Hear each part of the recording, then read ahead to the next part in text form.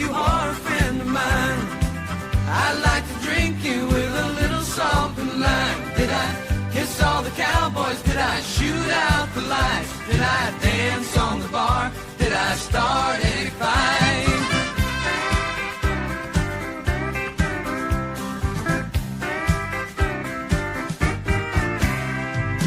Now wait a minute, things don't look too familiar. And who is this cowboy who's sleeping beside me? Well, he's awful cute, but how'd I get his shirt on? I had too much tequila last night. Andy, I'm playing I let off with that song because it wasn't too much tequila, but I think I might have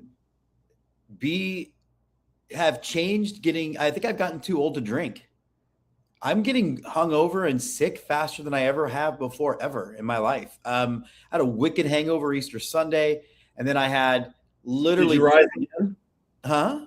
Did you rise again on Easter Sunday, though? I mean, barely. Because Pete Hegseth would say you were Jesus. Yeah, Pete Hegseth has probably had more than me and thinks I'm Jesus. Fair. I'm coming to you, so if my internet gets sketchy, from the True by Hilton, which I usually like a True, but this one's a very dark and dingy True by Hilton, which is why I've got my window open. I'm overlooking the Frisco Rough Riders ballpark. That felt like as good as any time to talk about our favorite organization in sports, the Texas Rangers. Now, Andy, let me relay the conversation for everybody before you throw it into. So yesterday, because I think MLB realizes that some of the luster is worn off, they just dumped all 8 City Connect uniforms for the year. None of this one at a time, lead up. Every team gets their moment. They just sort of dumped them all out yesterday. I said I liked the Rangers one. It's is it orange or maroon? I can't tell, but it says Tejas on it. It's red. And you have issue with them using Tejas, and you are 1,000% correct. Please illuminate us. Well, I mean, the Rangers are still the only Major League franchise that refuses to have a Pride Day in 2026. So we're now 5 years past anybody else joining in on this little idiocy parade. Their ownership also decided over the summer that, it would be a great idea to take a statue out of storage that had been removed from Love Field because it had racist connotations and put it on the concourse at the big Home Depot that they play at.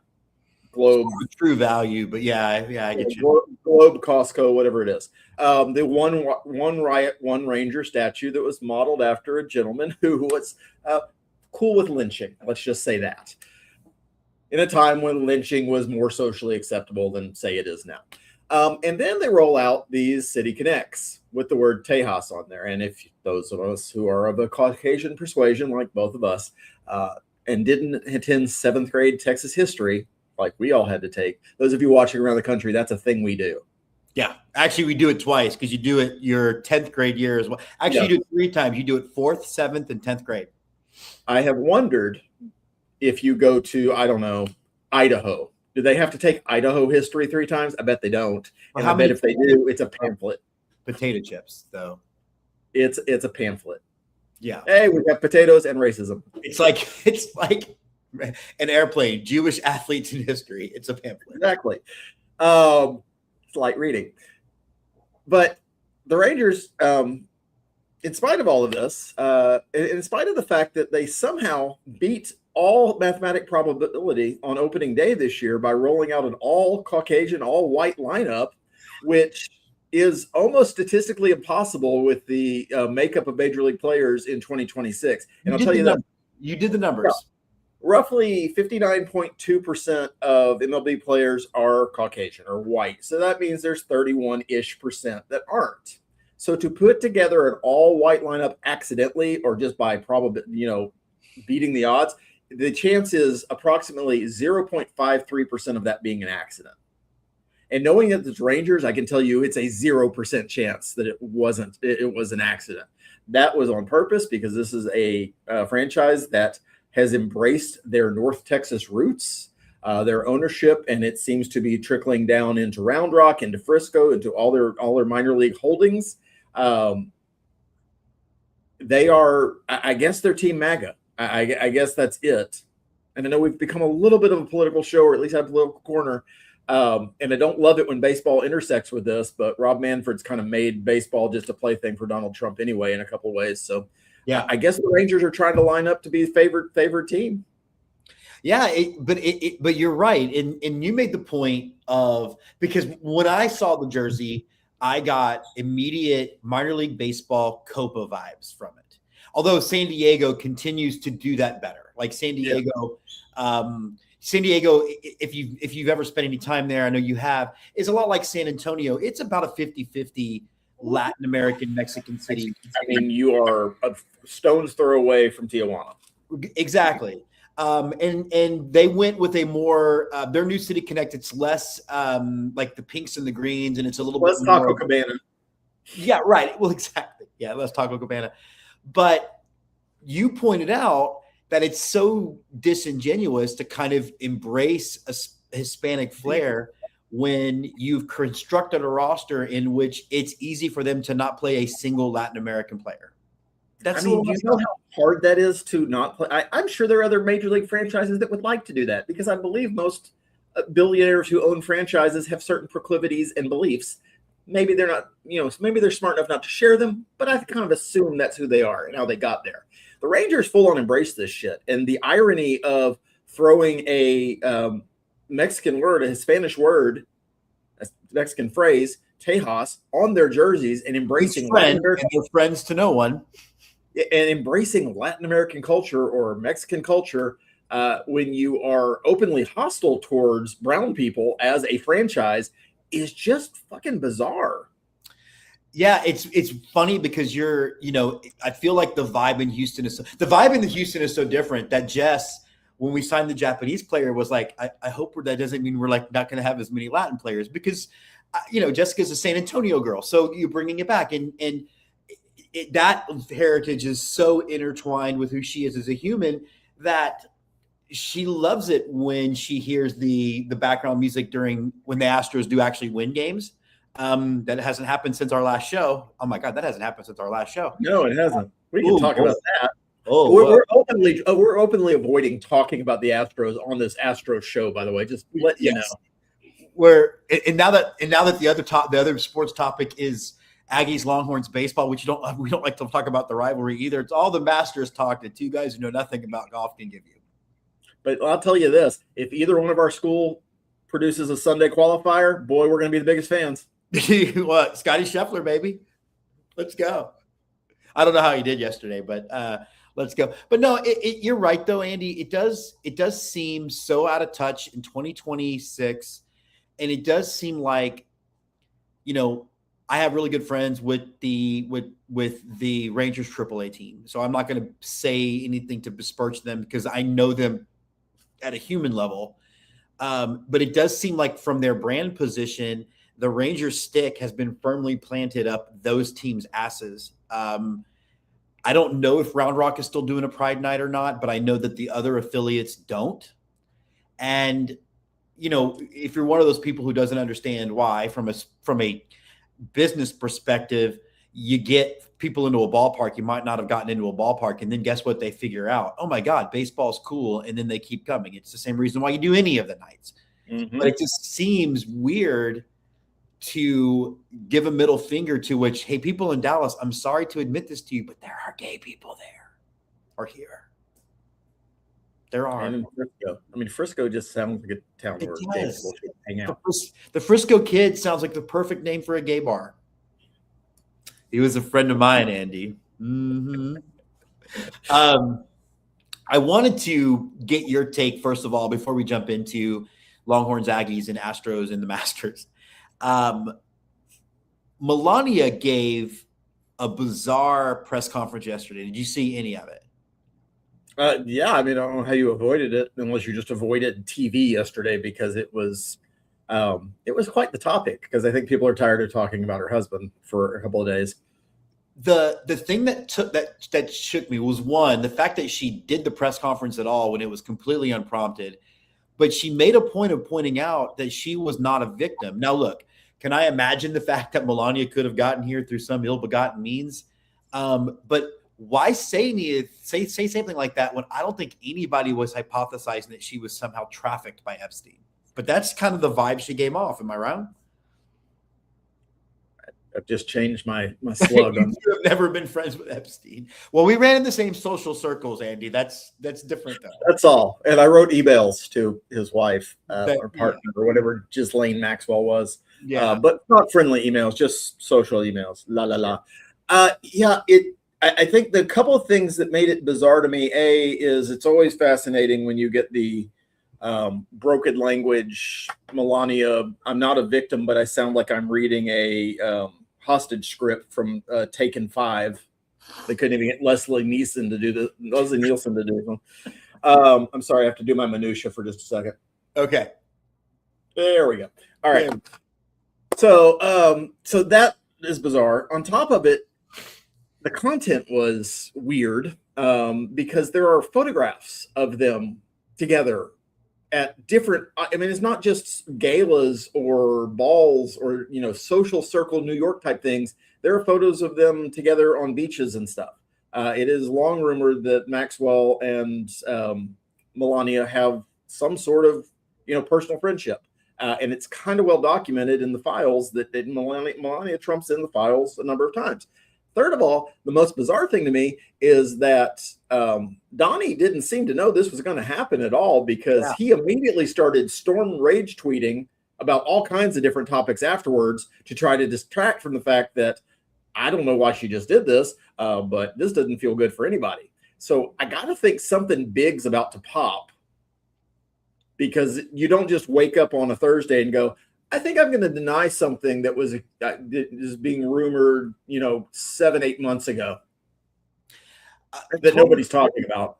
Totally agree. And one of the things is, I always think in movie quotes. And whenever all of this started to pop up, and it would be like Donald's like, we didn't really know each other in all these photos. I think back to the movie Clear and Present Danger. And if you remember that movie, and the main plot is that the president's best friend ended up being a drug runner, and Harrison Ford's character of Jack Ryan is like, don't say you weren't friends, say you were best friends, leave them nowhere to go. Just because you're friends with somebody doesn't mean you know all of their proclivities. It seemed like you made life harder for yourself by pretending to have no knowledge of this individual and then constantly having to defend having knowledge of this individual. And unless they got photos of you boinking a 14-year-old girl, they're not going to know anything else. Just say, yeah, we were friends. I didn't know he was a creep. Like, I don't understand why that wasn't the move. Well, I don't love Bill Clinton in a lot of ways, but I think the way they handled being called to Congress to testify in a closed room was exactly right. We'll do it in public, and I'll tell you everything you want to know because it's a public thing. There was not a denial that they had ever met. There was not a follow-up denial that, well, we did meet, but we're not friends. And this seems to be a thing that the Trump cabinet is kind of embracing, because Trump himself clearly has denied and vacillated on the level of relationship they had over the years. Melania is now doing that. Lutnick, our commerce chair, was for some reason on the island after the conviction, his first conviction, with his whole family. Oh, but lied about it all the way up until that picture showed up. Oh, well, I just was on the island. I wasn't, standing next to him. But there's a photo of you standing next to him. Well, I was standing next to him, but I wasn't cupping his balls. Well, there's a photo of you cupping his balls. But that's the level of absurdity we've gotten to in this it's all fake news shit, is that you can't even believe actual photographs that actually exist anymore. These aren't AI photographs. There's nobody there are people, but there's nobody photoshopping photographs of the Trumps and Jeffrey Epstein and his cohorts or his consort or whatever you want to call her, buddying up at a party. There are nobody faking photos of or videos of Trump pointing out young girls to Jeffrey Epstein and laughing and whispering in his ear and making, inside jokes. Those things exist. And the fact that they keep denying they exist just makes everything else that comes out of their mouth that much more unbelievable to the majority of people. I know hardcore MAGA isn't going to buy anything that doesn't come directly from Don and now, Saint Melania, but there are still people who believe that her documentary was somehow successful. Yeah, there are. Donald Trump seems to be one of them. He does. One of the things that this could also be distraction for is so we made a deal. Like Iran somehow seems to, from now quoting movie quotes, from a certain point of view, has won this engagement, because now the world is codifying that they can control the Strait of Hormuz. And this morning, what's that? And collect tolls up to $2 million a boat, I've read, which could be netting them, $500 million a day. They could be making more money than before. Which, by the way, friends, that came out yesterday. The day before, Trump said he didn't mind if they collected a little bit of money. He's apoplectic about it this morning. And then 2 or 3 days ago, he said he'd be happy to form a joint venture where he and Iran both collected some fees. So I don't know if they change his medication midday and they're just kind of trying out. I mean, I've had my bouts with depression and different mood altering substances, and you got to find the right drug. You got to find the right balance and the right timing. It's all very important. It feels like at nearly 80 they would have figured it out by now, but maybe symptoms are rapidly accelerating. I will say this, though, when you factor in the end of the Biden presidency and this term of Trump's, if all of America doesn't know how to diagnose all the different forms of dementia, then we have not been paying attention. I mean, the slow decline, the fast decline, the wandering around angry, the wandering around not knowing where you are, the angry wanting to yell at everyone. I mean, really, it's like living with a crazy, erratic Alzheimer's. I have not had to explain sundowning to my wife in a couple of months now, because she now sees it on a regular basis.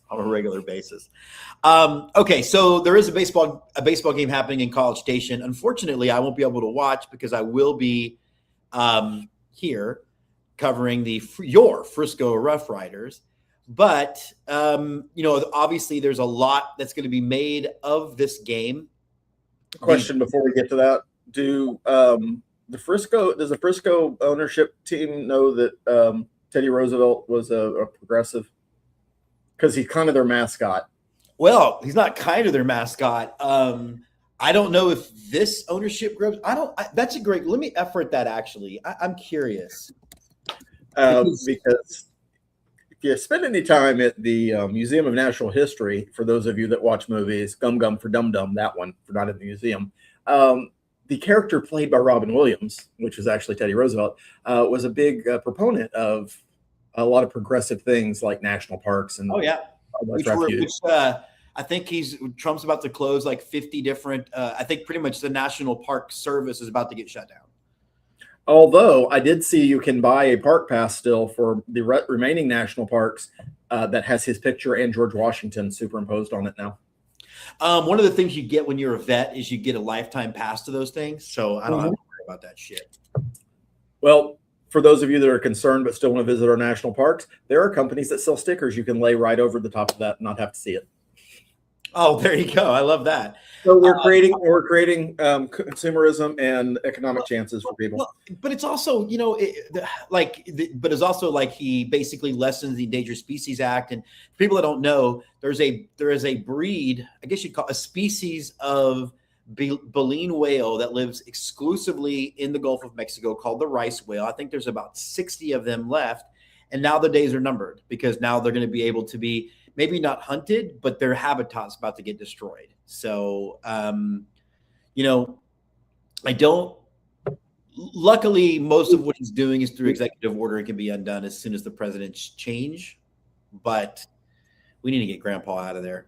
Well, I think it's marketing. I think it all comes down to marketing because Teddy Roosevelt had the square deal. And if you ask most people who stopped paying attention in high school history, the square deal sounds very conservative. Square. It's got right angles. That's not gay. It is. A weird triangle. I fully admit that Roosevelt's not a president I studied a bunch, but I love the idea that this guy created his own cavalry and said, "Let's go, let's do it." I mean, he's kind of a badass. He's kind of worth a read on a couple of his biographies. Anyway, back to College Station. Sorry for that. So there's a baseball game into my brain. There's a lot at stake. A lot of it's hard to of course block out the noise of the fan bases. Aggie fans want blood. Longhorn players are saying the right things by saying they are glad that the focus will be on their coach. It will allow them to just sort of worry about playing baseball. I don't know what you'd be worried about otherwise. But really what it comes down to is there's 18 conference games left. According to this show's metric, Texas needs to win 6 more games. A&M needs to win, what is that, 9 more games, 8 more games to get where we think they need to go. They've got 18 games to do it.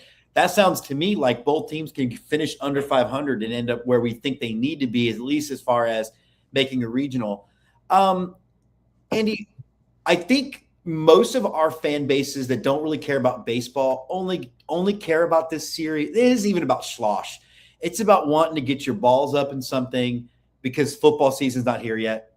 And this is the one thing we can get angry about. Well, if you're putting your balls in things, you're doing it wrong. There's another insertion point. But anyway, I think I'm 54 and I've been married for 25 years. So I recall that's how that works. This is where Jessica's going, don't say anything, don't say anything, don't say anything, don't say anything. Honey, I'm not saying anything. My wife doesn't listen to the show. I can say it. It's appointment television for Jess. So it's like, well, boy, I better be good.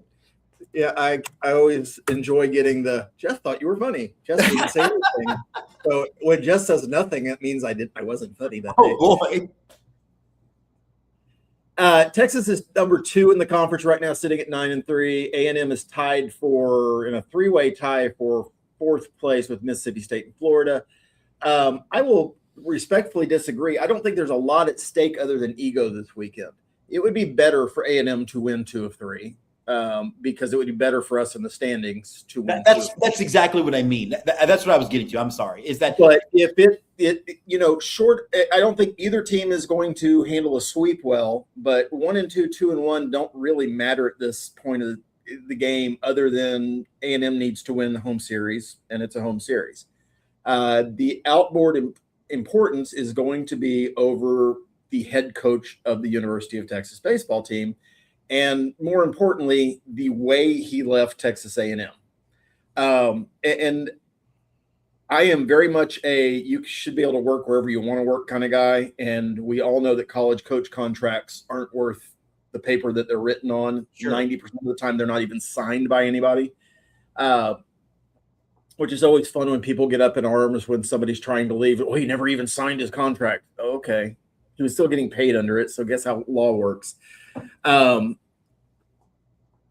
Slosh left under not in questionable circumstances. I think the way he left was dirty, and not because he left, because he sat in a press conference on a Monday or a Tuesday and then left on a Wednesday. At that Tuesday press conference saying he had no intention of ever leaving. This is the team he left, or the French organization, college program he left TCU for, left his family for, and nothing has changed in his mind. Less than 24 hours later, he was the head coach of Texas.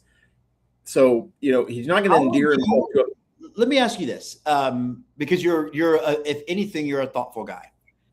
I felt like he definitely should not have overemphasized the answer. I don't know what I would have said, but I felt like he was not put in the best position by the question at the time. Sure. How would you have answered it? Because you're right, going over the top, but anything over the top would have had a follow-up. You know what I mean? Like, I think we've got 1,000 instances of coach speak. And again, it doesn't bother me that he decided to go work somewhere else. That is certainly his prerogative. No, I know. Prerogative is All-American. And there's another aspect to this that I'll get into in a minute. But from an answer standpoint, I think the answer is I am the head coach of Texas A&M baseball program. And that's it. I don't think you owe the press any more of an answer. And you certainly don't owe a demonstrative, almost in tears, angry answer because somebody dared to ask you the question. Yeah. I just got to think that he's worried about having to – I felt like he was trying to, in a weird sense, protect his guys in that moment of – well, here that leads me to the other part. What we happen to know now is that during the World Series, leading up to the World Series, when most A&M fans, and I'm sure Texas fans would feel the same way if the roles were reversed, should have been focused on winning that World Series game in the best-of-3 series against Tennessee when it did come down to a last game, was actively trying to recruit most of the A&M roster to Texas. And I do think that's messed up. Like that part is and so if you're going to choose to leave, illegal in my opinion. Yeah.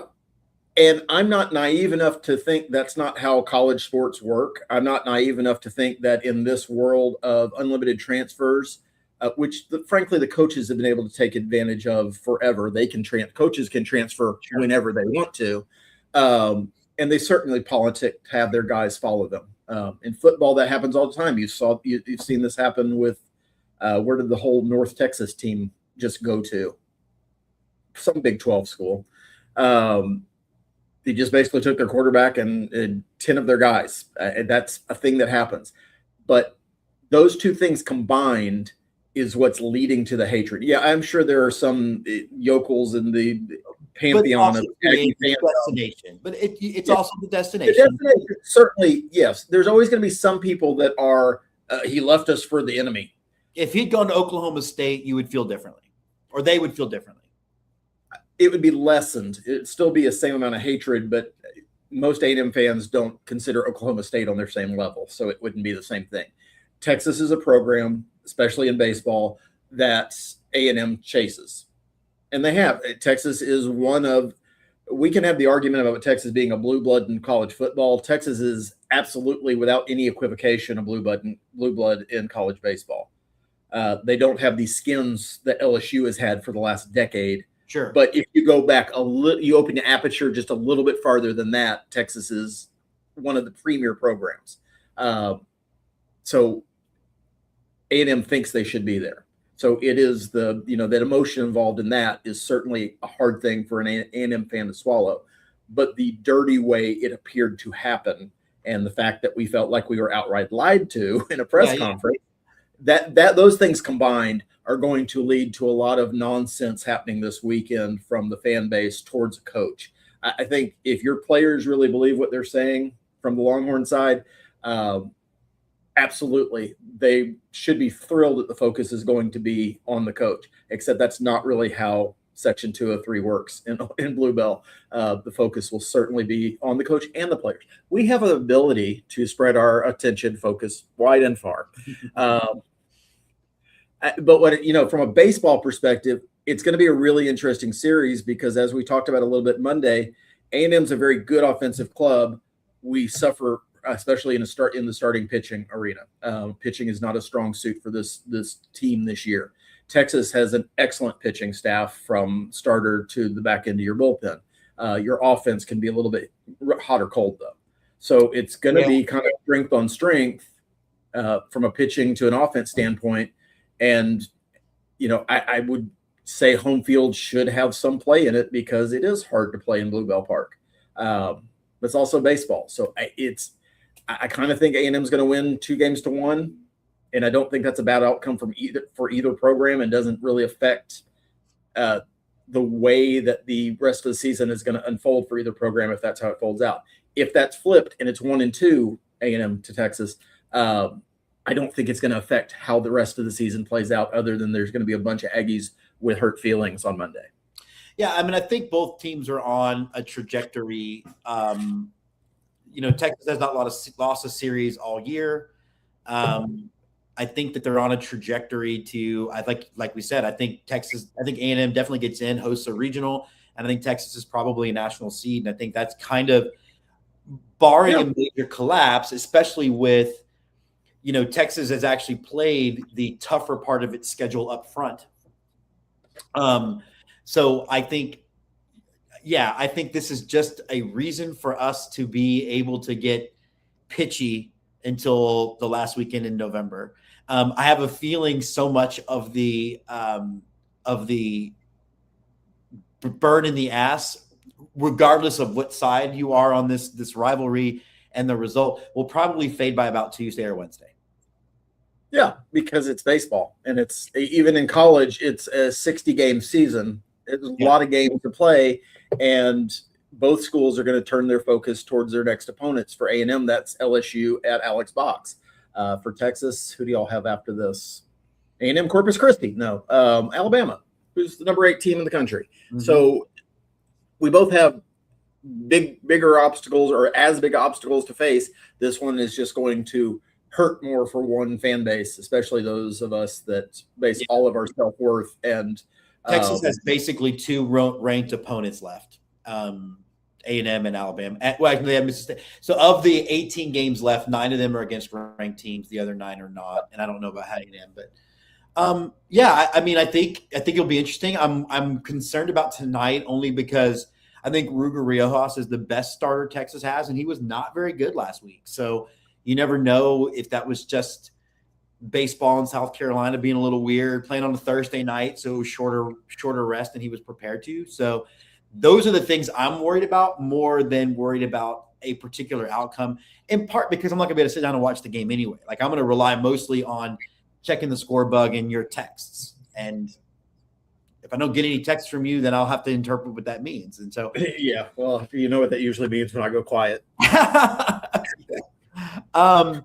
Speaking of, you know what, neither school needs to fret about is having to play Texas State anymore. Good Lord. Lord. I know there's a school in San Marcos State is printing up Texas State championship T-shirts right now since they got 2 Tuesday night wins against their daddies.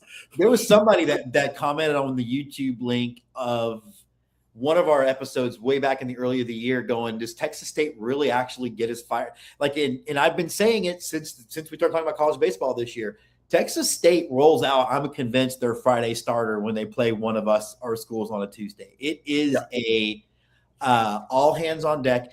And did A&M play in Texas State this year? Or did they play in?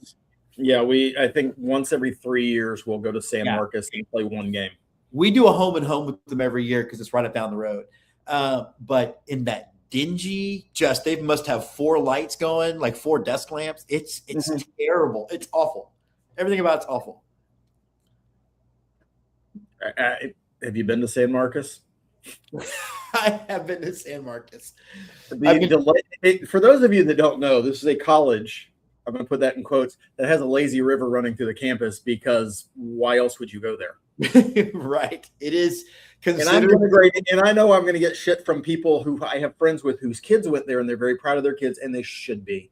College education is a wonderful thing to pursue. But there are tears, friends.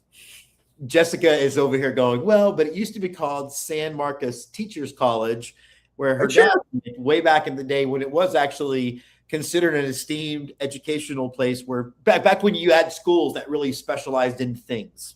Was it Sam Houston called a normal school? I think they should go back to that. Yeah. You know who else went? I think it was Stacy Keach was a classmate of my father-in-law. The Sam Houston Normal Institute. I love that.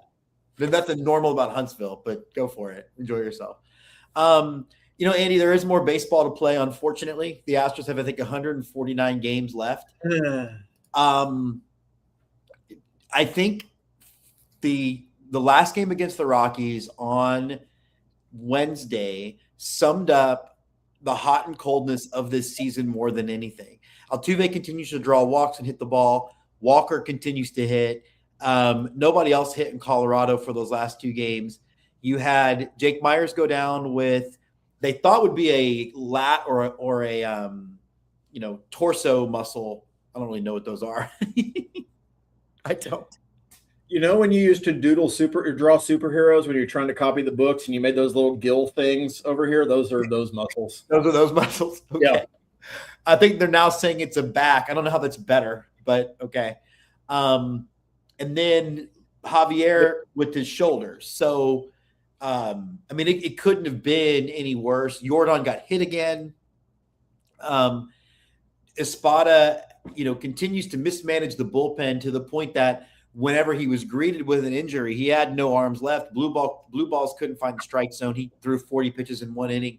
It felt like just a fall off a cliff, man. And what I find interesting is that the Mariners have not been very good this year, and they have the lowest. It's kind of not unlike the A&M Longhorn series, Andy, where the Astros can't pitch, but the Mariners can't hit. So it's not strength against strength. As I commented on H-Town Wheelhouse's tweet, it's weakness against weakness when it comes to this, because I think the Mariners have the lowest OPS in baseball. And then the Astros can't find the strike zone. They're leading the league in walks. They're leading the lead in walks both offensively and defensively, which I think is something. But I don't know. I mean, we don't believe in key series, but considering both of these teams are underwater, the Astros have lost 5 and 6 and still stay 2 games ahead of the Mariners, which shows you how bad they've been. Very perplexing series to watch. You got to think the Astros have to come out of this with at least a split. Yeah, I mean, that's the road team in a 4-game series. A split is a win. For the home team, it's a loss, just like we talked about when the Angels split against us in the opening series. You know what that Wednesday game looked like to me against Colorado was what it looks like when a team has been on a 10-game road trip in August, and both of us just look at each other and go, this is a tired team, and they just need to go home. The Astros don't get to go home, and they may be a tired team, and unfortunately, it's the second week of April. Yeah. I don't know based on last year, and I know stats rule Major League Baseball, and that's how decisions are made. I don't know the emotional toll of the amount of injuries that the Astros have had so far this year with Hunter Brown, with Javier, with now Jake Myers, Bennett Sousa missing time. There was another pitcher we signed as a free agent who has not made an appearance yet because he was hurt in spring training. I forget, his name is escaping me right now. Josh Hader. Josh Hader. I don't know the emotional toll in that clubhouse. What I do know is I don't have a lot of confidence that Joe Espada is the guy that's going to manage them through this. No. It's got to be here we go again type of vibe. Yeah. And we can worry about Alvarez. He went on an 0 for 15 streak before I think he ended up getting a hit in Wednesday's game. I don't remember, but he went on a little cold streak. Baseball players are going to go on cold streaks. You hope your entire team doesn't get cold at the same time. That happens sometimes. There is enough. I think I've seen enough from the offensive players that we have, provided they can stay healthy and in the lineup, and Espada can figure out a way to keep. That was another thing with Colorado, missing Correa, even though it was just an illness. That's a piece where you're now shuffling a little bit, where you don't want to necessarily your infield defense and the lineup and everything else. Espada has got to figure out a way to maximize the offense from the players that he has, and he has players that can give him offensive performance. This series in Colorado notwithstanding, you just have to rely on the fact that it is a 162-game season, and weird shit's going to happen. We lose a series to the A's every season when we are ahead of them by 50 games. We will randomly lose a couple games to the White Sox this year just because. I think the White Sox are even better, so maybe that's not as bad. But so does it feel good to be the third series sweep that the Rockies have had in 3 years? No. Does it feel good? Left us since 2014. Yeah, but it's the last sweep they had was June of 25. The last sweep they had before that was May of 24. So they get one a year. We just happen to be unlucky victim. Pitching is a much bigger concern for me for this team going forward because I just don't know. I don't know where the arms are coming from at this point. There are people now touting that Arrigetti's burning up Sugarland and he's going to come back and join the rotation. And that's great, except he hasn't performed at a major league level that makes you think that means anything. Well, let me address that. They picked JP France to come up instead of him for a reason. Yeah. And France is coming back off of a bad injury that's taken him almost a year and a half to fully come back from. I want to address the offense. I'll tell you the difference there for me is that France does not have the stuff that Arrighetti has by any means, but France pitches. He's going to be in the zone, and that's what you need. And he's going to try to be as competitive as possible. Arrighetti suffers from early Hunter Brown disease, where he's just the most inefficient pitcher you can walk, and he's going to go 3-2 on every batter he faces, and then he's gone by the third inning because he's exhausted. Yeah. And hopefully in there he hasn't given up 2 long homers because that's kind of his proclivity right now. That's the situation this franchise is in, is there are not answers in the minor leagues for pitching holes. And I don't know what has happened to the pitching lab, and you hate to make assumptions 2 weeks into a season, but something has changed with the approach that the Astros pitchers are having, because they're not doing the same things. I would tell Astros Twitter, well, you're wrong to blame the pitching coaches, but it looks like they were right when they were blaming the hitting coaches last year. So maybe they let the wrong guy leave. Don't ever tell Astros Twitter they were right. Yeah. There's no good can come of that. You're right. It's like giving a mogwai water after midnight. You don't do that. Don't feed them after midnight. I will say this about the offense. The one thing that has me at least confident is the guys are producing are guys that have a history of producing. If Bryce Matthews was raking, I would be really worried because, he's going to fall off. But the pitching, one, he had to stress this. Was it Roa? They had to stretch him one extra inning in Colorado, and he ended up walking 3 batters and hitting 2 more. Like, if you are being groomed, you're training all spring training to be a bullpen guy, which means for most of us, 4 or 5 most of them 4 or 5 batters is what they're hoping to face. Once you get to that 6th, 7th, 8th batter, and this is where Espada lacks that. I'm going to just try to squeeze one more out of this guy to save the rest. It's not working. And I don't know why season after season he's not seeing that his instincts in this area aren't right yet. And I don't know if that's listening more to Josh Miller or maybe listening less to Josh Miller or not following his gut and really looking at the numbers so you'd at least have that to back you up. But there's just something missing in the way that we are handling bullpen guys. I know injuries play a huge part of it, but even with a fully healthy bullpen like we had for a chunk of last year before Hader went down, we were still sitting here, and most Astros fans were, why is Hader coming in the 8th to face one batter and then going to have to sit down and come back, warm back up? Why is Abreu being asked to get 5 outs? Why is Hader pitching with a 4-run lead in April?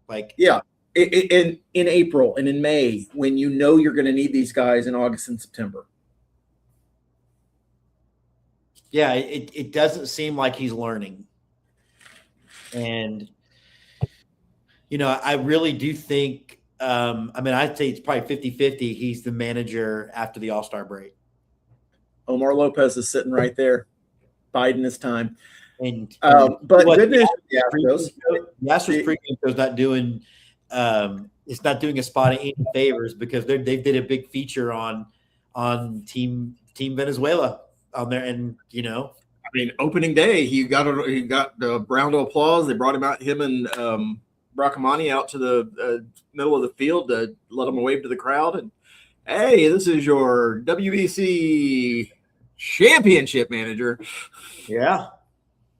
But good news for Astros fans, if you are the fan who likes to sit up near the roof or just walk around all game, the ballpark bundle 2 weeks into the season has been dropped from $29 to $19. Oh. And there is a fantastic chance that if you are left-handed, you will get to pitch at some point. Yeah, if you're left-handed, you throw it. Yeah, great. A ticket, a hot dog, popcorn, soft drink, and a roster spot. Before we go, I want you to explain to everybody your tagline. You want to move to the Bill Lawrence universe. I know what it means, but I don't think it's any secret that I kind of think the world's a little shitty right now. And because of that, I tend to retreat, like some of us on this show do, to TV and movies because they're an escape, or at least, if the good TV and movies are an escape. And if you're not familiar with Bill Lawrence is the creator of shows like Spin City and Scrubs. And he also had Cougar Town. He's had some other shows that didn't hit quite as hard. But he's kind of in this world right now where everything on TV is a Bill Lawrence show. You've got the reboot of Scrubs, or the revival of Scrubs. You've got Shrinking that just finished up its 3rd season and has been announced for a 4th season on Apple TV. He also created, don't forget, Ted Lasso. I'm getting there. Oh, okay. He had Cougar Town, where you got to watch Courtney Cox go through her stages of plastic surgery. Abed was a very big fan of Cougar Town. Yes, he was. Bad Monkey, which is also currently on Apple TV, starring Vince Vaughn, and a bad guy, Zach Braff, if you want to see what that looks like. Really? Okay. Clone High, Ground Floor. There's been a number of things. But right now on TV, you've got Scrubs, you've got Shrinking, you've got Bad Monkey coming back. You have Rooster on HBO starring Steve Carell, which is delightful. You need to get through the first couple of episodes because there's a lot of exposition going on. Okay. Although if you wonder where Perry Cox is, he happens to be running a university. Okay, well, Justin and I think are starting that.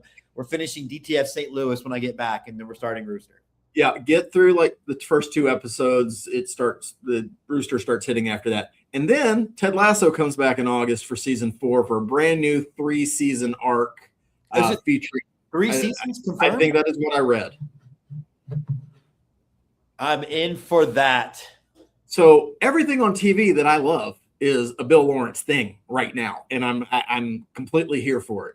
So if I could move to a place where people were all witty and making pop cultural references all the time and kind to one another, and sometimes biting but always in a caring way, I would either be on this show or I'd go to the Bill Lawrence universe. I love that, and that's about as good an endorsement to end the show as possible.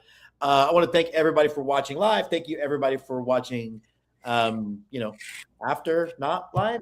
And we will be back on Monday to probably overblow or undersell the importance of the Longhorn Aggie season. We're going to hope that our democracy is still functioning. And for both things, it's only important if we win. There you go. Exactly.